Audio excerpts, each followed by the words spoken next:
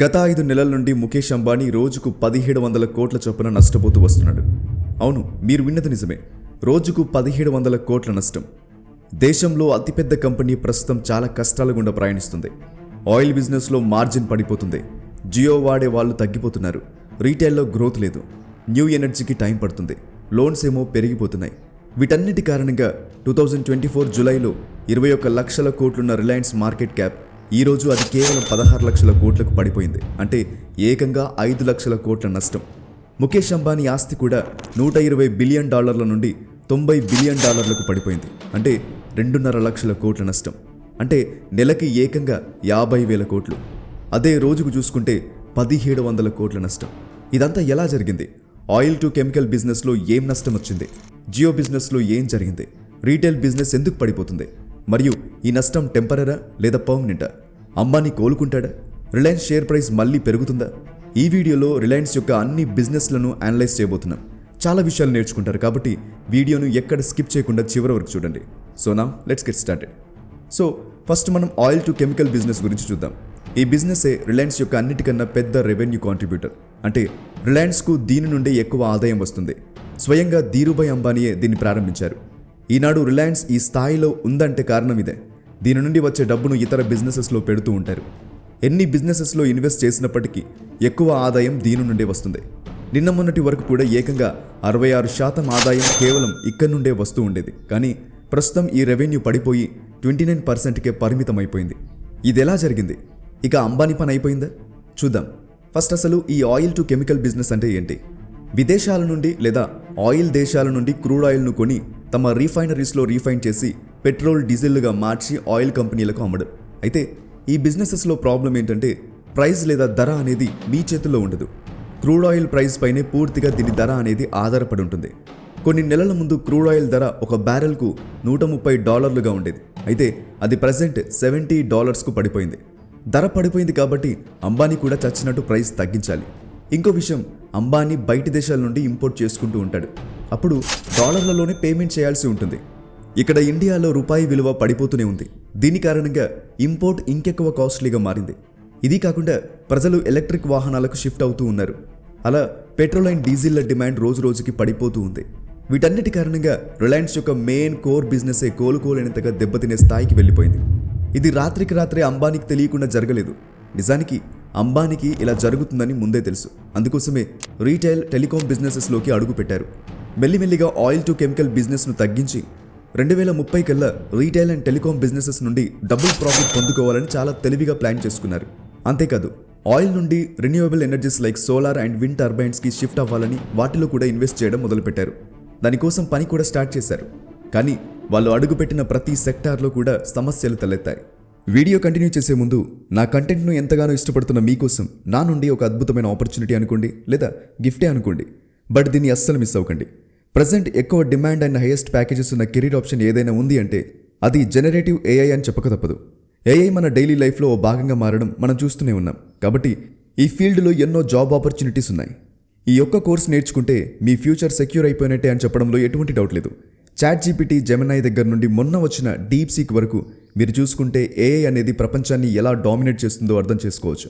జనాలు కూడా AI cameras, AI phones, AI technology ఉన్న ఎలక్ట్రానిక్ గ్యాజెట్స్కి ఫాస్ట్గా షిఫ్ట్ అయిపోతూ ఉన్నారు. కాబట్టి ఈ ఫీల్డ్లో కెరీర్ బిల్డ్ చేసుకోవడానికి ఇంతకంటే మంచి టైం మళ్ళీ రాదు. అయితే ఈ కోర్స్ ఎక్కడ తీసుకుంటే బెటర్ అని ఆలోచిస్తున్నారా? దానికి కూడా నా దగ్గర మంచి ఆప్షన్ ఉంది. ఓడిన్ స్కూల్ వారు electronics and ICT academy of IIT గువాహటితో కొలాబరేట్ అయ్యి అందిస్తున్న జనరేటివ్ ఏఐ కోర్స్ ఇది. ఈ కోర్సులో జెన్ ఏఐ మోడల్స్ను బిల్డ్ చేయడంతో పాటు డిప్లాయ్ చేయడం కూడా నేర్పిస్తారు. ఈ ఫీల్డ్లో డీప్ నాలెడ్జ్ ఉన్న ఇన్స్ట్రక్టర్స్ మీకు ఈ కోర్సును నేర్పిస్తారు. అంతేకాకుండా hands on project based learning ఉంటుంది. 25కు పైగా ప్రాజెక్ట్స్ చేయాల్సి ఉంటుంది. ఇవి చేయడం మూలంగా మీ పోర్ట్ఫోలియో స్ట్రాంగ్ అవుతుంది. అంతేకాదు ఈ కోర్సులో అందించే లైవ్ క్లాసెస్లో మీరు మీ ఇన్స్ట్రక్టర్స్ నుండి రియల్ టైంలో ఫీడ్బ్యాక్ను కూడా పొందుకునే అవకాశం ఉంటుంది. ఇంత పెద్ద కోర్స్ చేసినప్పటికీ మీకు అది జాబ్ విషయంలో హెల్ప్ అవ్వకపోతే ఎలా? అందుకోసమే electronics and ICT academy of IIT Guwahati నుండి మీకు అడ్వాన్స్డ్ సర్టిఫికేట్ కూడా లభిస్తుంది. ఇది మీకు జాబ్ విషయంలో చాలా హెల్ప్ అవుతుంది.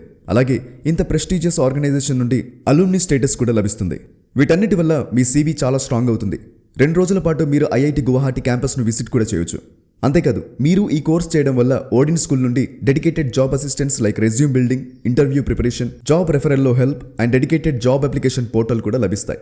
వీళ్ళకి 500కు పైగా హైరింగ్ పార్ట్నర్స్ ఉన్నారు. దీనివల్ల మీకు ఒక లీడింగ్ కంపెనీలో జాబ్ వచ్చే ఛాన్సెస్ ఎక్కువ ఉంటాయి. అండ్ కోర్స్ ఫీజ్ పైన 12,000 వరకు డిస్కౌంట్ ఆఫర్ కూడా నడుస్తుంది. అలాగే ఫీ కట్టుకోవడానికి ఈజీ ఈఎంఐ ఆప్షన్ కూడా అవైలబుల్ ఉంది. సో నెక్స్ట్ బ్యాచ్ ఫిబ్రవరి 22 నుండి స్టార్ట్ అవబోతుంది. ఇలాంటి మంచి అవకాశాన్ని ఎట్టి పరిస్థితుల్లో మిస్ అవ్వకండి. దీనికి సంబంధించిన లింక్ మీకు కింద డిస్క్రిప్షన్లో అలాగే పిన్డ్ కామెంట్లో పెట్టాను. సో ఇంట్రెస్ట్ ఉన్న వాళ్ళు వెంటనే చెక్ చేయండి. Now let's get back to our topic. ముందు టెలికాం బిజినెస్ను చూసుకుంటే ఎవ్వరూ ఊహించని విధంగా అంబానీ టెలికాం బిజినెస్లోకి అడుగుపెట్టాడు. Free unlimited data and calling ఫీచర్స్తో మొదలుపెట్టి కొన్ని నెలల్లోనే కొన్ని కోట్ల మంది యూజర్స్ను సంపాదించి ఇండియాలోనే నంబర్ 1 టెలికాం కంపెనీగా మారింది. దాంతో ఎన్నో కొత్త స్టార్టప్లు వచ్చాయి. నాలాంటి వాళ్ళైతే ఎంతోమంది క్రియేటర్స్గా ఇన్ఫ్లుయెన్సర్స్గా మారి మీకు మంచి కంటెంట్ను అందిస్తున్నారు. ఇంకో రకంగా చెప్పాలంటే టెలికాం రంగంలో జియో భూకంపమే తీసుకొచ్చింది. దీని దెబ్బకు కొన్ని కంపెనీస్ క్లోజ్ అయిపోతే మరికొన్ని ఇప్పటికీ నష్టాల్లో నుండి బయటికి రాలేకపోతున్నాయి. ప్రపంచంలోని అతి తక్కువ ధరలకే డేటా సర్వీసెస్ను అందిస్తున్న దేశంగా మారింది భారత్. అయితే ఇందులో కూడా 3 మేజర్ ప్రాబ్లమ్స్ ఎదురయ్యాయి. మొదట్లో ఫ్రీ అని చెప్పి అందరు కస్టమర్స్ను తన వైపు అట్రాక్ట్ చేసిన జియో మెల్లిమెల్లిగా ధరలను పెంచడం మొదలుపెట్టింది. జనాలు కూడా ఫస్ట్ టైం ఇంక్రీజ్ చేసినప్పుడు అంతగా రియాక్ట్ అవ్వలేదు. ఎందుకంటే ఒకప్పుడు 200 రూపాయలకు వచ్చే నెట్ ఇప్పుడు ఫ్రీగా వస్తుంది. కాబట్టి కాస్త ప్రైస్ ఇంక్రీజ్ చేస్తే ఏముంది, మిగతా నెట్వర్క్స్ కంటే కూడా తక్కువే ఉన్నాయి కదా ధరలు అనుకున్నారు. అయితే అక్కడితో ఆగకుండా రెండోసారి కూడా జియో రీఛార్జ్ ధరలు పెంచాడు అంబానీ. అప్పుడు కూడా ప్రజలు కాస్త ఇబ్బంది పడ్డా జియోలోనే కంటిన్యూ అవుతూ వచ్చారు. అయితే ఇది గమనించిన అంబానీ అనంత్ అంబానీ పెళ్లి టైంలో 3వసారి ధరలను పెంచాడు. అయితే ఇప్పుడు ప్రజలు దీన్ని పర్సనల్గా తీసుకున్నారు. అన్ని కోట్లు ఖర్చు పెట్టి ప్రపంచంలో ఉన్న పెద్ద పెద్ద సెలబ్రిటీలను పిలిచి పెళ్లి అంత గ్రాండ్గా చేసి ఇప్పుడు ఆ డబ్బును మా నుండి వసూలు చేస్తావా అంటూ ప్రజలు కోపంతో ప్రశ్నించడం మొదలుపెట్టారు. దీని ఎఫెక్ట్ జియోపై చాలా పడింది. గత 4 నెలల్లో జియో 1,65,00,000 కస్టమర్స్ను కోల్పోయింది. టెలికాం ఇండస్ట్రీలో లాస్ అనేది 1 టైం ఉండదు, ఇది లైఫ్ టైం ఉంటుంది. ఈ 1,65,00,000 మందిలో మంత్లీ రీఛార్జ్ చేసుకునేవారు ఎక్కువ ఉంటారు. అలాగే ఇయర్లీ రీఛార్జ్ చేసుకునేవారు కూడా ఉంటారు. ఇలా ఎన్నో సంవత్సరాలు చేస్తూనే ఉండాలి కూడా. ఈ బెనిఫిట్స్ అన్నీ అంబానీ చేతులారా పోగొట్టుకున్నాడు.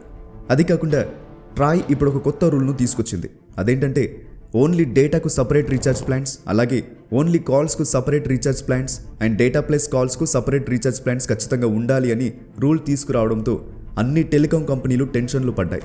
ఇప్పుడు చూడండి, మన దేశంలో కొన్ని కోట్ల మంది ఇంకా నెట్ రాని కీప్యాడ్ ఫోన్నే యూజ్ చేస్తున్నారు.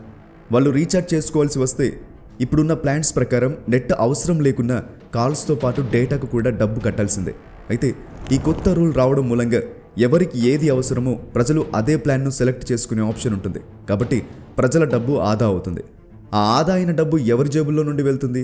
ఖచ్చితంగా టెలికాం కంపెనీస్ జేబుల్లో నుండే. అంబానీ దీని గురించే ఎక్కువ టెన్షన్ ఎందుకు అవుతున్నాడంటే రిలయన్స్కి ఎక్కువ ప్రాఫిట్ ఇక్కడ నుండే వస్తుంది. ఏకంగా 39% ప్రాఫిట్ జియో నుండే వస్తుంది. రెవెన్యూలో 15% కాంట్రిబ్యూట్ చేసినప్పటికీ ప్రాఫిట్లో మాత్రం దాదాపు 40% లాభాలను అందిస్తుంది జియో. కాబట్టి అంబానీకి ఇప్పుడు ఏం చేయాలో అర్థం కావట్లేదు. ఇక 3వ ప్రాబ్లం ఏంటంటే కాంపిటీషన్. ఇప్పటి వరకు జియో, ఎయిర్టెల్ మాత్రమే కాంపిటీషన్లో ఉన్నాయి. అయితే మెల్లిమెల్లిగా వోడాఫోన్ కూడా గట్టి పోటీనే ఇస్తుంది. బిఎస్ఎన్ఎల్ కూడా చాలా తక్కువ ధరలకే ప్లాన్స్ తీసుకొస్తుంది అన్న వార్త బయటికి రాగానే గత 4 నెలల్లో 1 కోటి కంటే ఎక్కువ మంది బిఎస్ఎన్ఎల్లోకి మారారు. దాంతో గవర్నమెంట్ కూడా త్వరలోనే బిఎస్ఎన్ఎల్ 5G సర్వీసెస్ లాంచ్ చేసే పనిలో ఉంది. 5G విషయానికి వస్తే ఎయిర్టెల్ టాప్లో ఉంది. కాబట్టి పెద్ద కస్టమర్స్ అయితే ఎయిర్టెల్లోకి, చిన్న కస్టమర్స్ అయితే బిఎస్ఎన్ఎల్లోకి వెళ్తున్నారు. దాంతో అంబానీ ఇప్పుడు నేనేం చేయాలి అని తలపట్టుకుని కూర్చున్నాడు. ఇక అంబానీ ఎక్కువగా ఇన్వెస్ట్ చేసిన సెకండ్ సెక్టార్ వచ్చేసి రిలయన్స్ రీటైల్. అయితే గత సంవత్సరం నుండి ఈ సెక్టార్ ఫ్లాట్ గ్రోత్ని చూపిస్తుంది. పెద్దగా ప్రాఫిట్స్ అందించలేకపోతుంది ఈ సెక్టార్. రీటైల్ బిజినెస్లో స్టోర్స్ పెంచడం ద్వారా గ్రోత్ అనేది జరుగుతుంది. లాస్ట్ క్వార్టర్లో రిలయన్స్ మొత్తం 464 స్టోర్స్ ఓపెన్ చేసింది. అయితే అదే సమయంలో 438 స్టోర్లు క్లోజ్ అయ్యాయి కూడా. సో దీన్ని బట్టి చూస్తే కేవలం 28 స్టోర్లే ఓపెన్ అయినట్టు. కాబట్టి స్టోర్లే ఇంత తక్కువ ఉంటే గ్రోత్ ఎలా ఉంటుంది? అంతేకాదు, ఈ రీటైల్లో ఎక్కువ మార్జిన్ వచ్చేది క్లాత్ బిజినెస్ నుండి. అయితే ఈ బిజినెస్లో ఆల్రెడీ జూడియో పిచ్చెక్కిచ్చేస్తోంది. జూడియో ప్రతిరోజు కొత్త స్టోర్ ఓపెన్ చేస్తూనే ఉంది. కాబట్టి రిలయన్స్ ఈ బిజినెస్లో ముందుకు వెళ్ళడం అంత ఈజీ అయిన విషయం కాదు. ఇందులో సెకండ్ సెగ్మెంట్ గ్రోసరీ. ఇందులో కూడా రిలయన్స్కు డీమార్ట్, జెప్టో, బ్లింకిట్లు ఊపిరాడనివ్వట్లేదు. ఇక కన్జ్యూమర్ ఎలక్ట్రానిక్స్ సెగ్మెంట్లో ఈ-కామర్స్, అమెజాన్, ఫ్లిప్కార్ట్లు రిలయన్స్ను ఎలా ముందుకు వెళ్ళనిస్తాయి చెప్పండి? సో రీటైల్లో ఉన్న 3 మేజర్ సెగ్మెంట్స్లో గట్టి కాంపిటీషన్ ఉంది. ఇవి కాకుండా మీడియా, హాట్స్టార్లు ఉన్న లేని కిందికే. ఎందుకంటే అందులో పెట్టుబడైతే పెడుతున్నారు కానీ యూజర్స్ దగ్గర నుండి వసూలు చేయలేకపోతున్నారు. కోర్ బిజినెస్లో టెన్షన్ నడుస్తుంది. కొత్త బిజినెసెస్ నుండి రెవెన్యూ లేదు. ఇలాంటి పరిస్థితుల్లో ఏం చేస్తారు? లోన్స్ తీసుకోవడం తప్ప. సెప్టెంబర్ 2024 రిపోర్ట్స్ ప్రకారం 3,57,000 కోట్ల లోన్ ప్రస్తుతం రిలయన్స్పై ఉంది. అదే 2020 మార్చిలో కేవలం 1,61,000 కోట్ల లోన్ మాత్రమే ఉండేది. అయితే ఎగ్జాక్ట్గా 197 రోజుల తర్వాత 2,60,000 కోట్ల లోన్ తీసుకున్నాడు. అయితే ప్రజెంట్ 3,57,530 కోట్ల లోన్ రిలయన్స్పై ఉంది. ఈ లోన్స్ తీసుకుని ఏం చేస్తారు అని అనుకోవచ్చు. ఆల్రెడీ ఉన్న బిజినెసెస్లో పెడతారు. అలాగే అంబానీ ఎప్పటి నుండో రెన్యూవబుల్ ఎనర్జీ కోసం ప్లాన్ చేస్తున్నాడు. జామ్నగర్లో ఉన్న ఆయిల్ రీఫైనరీను సోలార్ పవర్తో రీప్లేస్ చేయాలనుకుంటున్నాడు. ఆల్రెడీ సోలార్ సెగ్మెంట్ కోసం 75,000 కోట్లు ఇన్వెస్ట్ చేశాడు. ఇది India's first solar giga factory అవ్వబోతుంది. ఇందులో fuel cell manufacturing, solar and wind turbine లాంటి అన్ని కొత్త ఎనర్జీస్కు సంబంధించినవి మ్యానుఫ్యాక్చర్ అవ్వబోతున్నాయి. అయితే ఈ ప్రాజెక్ట్ డిలే అవుతూనే వస్తుంది. ఓవైపు బిజినెస్లో లాస్, మరోవైపు అప్పులపైన అప్పులు పెరుగుతున్నాయి. అండ్ నిన్న మొన్నటి వరకు అనంత్ అంబానీ పెళ్లిలో బిజీ. వీటన్నిటి కారణంగా ఈ ప్రాజెక్ట్ డిలే అవుతూనే ఉంది. ఇది స్టార్ట్ అయ్యే వరకు రిలయన్స్ మెడపై కత్తి అలాగే ఉంటుంది. ఎందుకంటే ఇది పూర్తవుతేనే ఆయిల్ బిజినెస్కి రీప్లేస్మెంట్ వస్తుంది. అయితే కొంతకాలంగా జరుగుతూ వస్తున్న ఈ సంఘటనలన్నీ రిలయన్స్ షేర్ను ఎఫెక్ట్ చేస్తున్నాయి. గత 6 నెలలుగా నిఫ్టీ 52% పడిపోతే రిలయన్స్ ఏకంగా 25% పడిపోయింది. లాస్ట్ 1 ఇయర్లో నిఫ్టీ 58% గ్రోత్ చూపిస్తే రిలయన్స్ 5% పడిపోయింది. మరైతే ఏం చేయాలి? రిలయన్స్లో ఇన్వెస్ట్ చేయడం మంచిదేనా? ఒకటి గమనించండి, అక్కడ ఉన్నది అంబానీ. ఈ 3 సెక్టార్స్లో గ్రోత్ పడిపోయింది, ప్రాఫిట్ పడిపోయిందన్న మాట వాస్తవమే. కానీ ప్రాఫిట్ ఉందన్న మాట కూడా నిజమే. పూర్తిగా లాస్లోకి వెళ్ళిపోయింది, రిలయన్స్ పని అయిపోయింది అని కాదు. లాస్ట్ 9 మంత్స్ని తీసుకున్న దాదాపు 60,000 కోట్ల ప్రాఫిట్ సాధించింది రిలయన్స్ ఈ 3 సెక్టార్స్ నుండే.